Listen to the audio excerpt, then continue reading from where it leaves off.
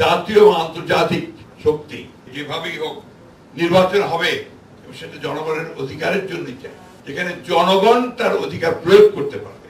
শেখ হাসিনা চাইলেন সেটাই করা হবে না, কিন্তু ২৪ সালে সেই নির্বাচন আপনি করতে পারবেন না। আমাদেরকে অবশ্যই মনে রাখতে হবে যে পশ্চিমা বিশ্ব তাদের কিন্তু কমিটেড টু ডেমোক্রেসি, এটাতে আমাদের বিশ্বাস রাখতে হবে। তারা যে কমিটমেন্ট তাদের আছে গণতন্ত্রের প্রতি, সেই কমিটমেন্ট কিন্তু আমাদেরকে সাহস যোগাচ্ছে, সেই কমিটমেন্ট আমাদেরকে সামনের দিকে এগিয়ে যেতে আরো সাহায্য করছে। এটাকে অস্বীকার করার কোনো উপায় নেই এবং আমরা বিশ্বাস করি যে এই সংগ্রামে এই লড়াই আমরা অবশ্যই জয়লাভ করবো, কারণ আমরা সত্যের পথে আছি, সঠিক পথে আছি। একটা জিনিস আমাদেরকে সবসময় মনে রাখতে হবে, ফ্যাসিস্টের সঙ্গে লড়াই, সেটা গণতান্ত্রিক শক্তিকে নিয়ে লড়াই, এটা এত সহজ ব্যাপার না। এবং ইতিমধ্যে এই লড়াইয়ে আমাদের বহু প্রাণ গেছে, আমাদের প্রায় 22 জন এই 1 বছরের মধ্যে তারা প্রাণ দিয়েছে। আমাদের সহস্রাধিক মানুষ তারা এক্সট্রা জুডিশিয়াল কিলিং এর শিকার হয়েছে। আমাদের নেতা কর্মীদের বিরুদ্ধে 45 লক্ষ নেতা কর্মীদের বিরুদ্ধে মিথ্যা মামলা হয়েছে।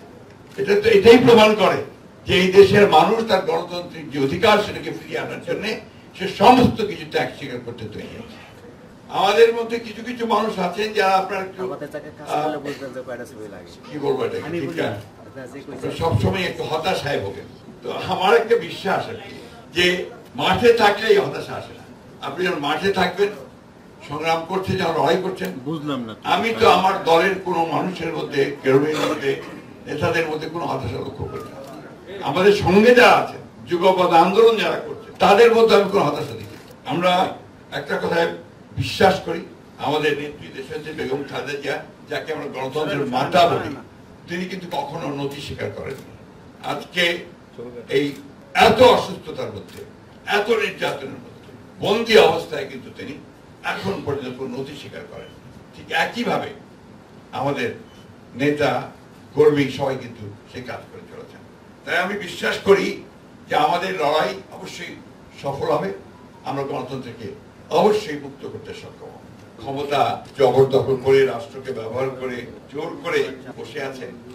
মান্না সাহেব খুব সুন্দর করে বলেছেন, যেমন সিদ্ধান্তটা আমাদের এই দেশের মানুষের, জনগণের সিদ্ধান্ত, যে তারা 1971 সালে যে স্বাধীনতা যুদ্ধ করেছিল একটা গণতান্ত্রিক বাংলাদেশ নির্মাণের জন্য, সেই বাংলাদেশকে গণতান্ত্রিক করার জন্য তারা আবার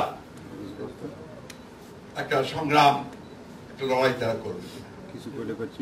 আমি বিশ্বাস করি যে আমাদের দেশনেত্রী বেগম খালেদা জিয়ার যে দেখানো পথ, আমাদের নেতা তারেক রহমান সাহেবের দেখানো যে পথ, যেখানে তিনি বারবার বলছেন যে ফয়সালা হবে রাজপথে, সেই রাজপথেই ফয়সালা করার জন্য আমরা সবাই নেমেছি, রাজপথে নেমেছি এবং এর চূড়ান্ত বিজয় অবশ্যই আমরা অর্জন করতে সক্ষম হব। এবং সেখানেই আমি মনে করি যে বাংলাদেশের মানুষের দ্বিতীয় মুক্তি সম্ভব হবে।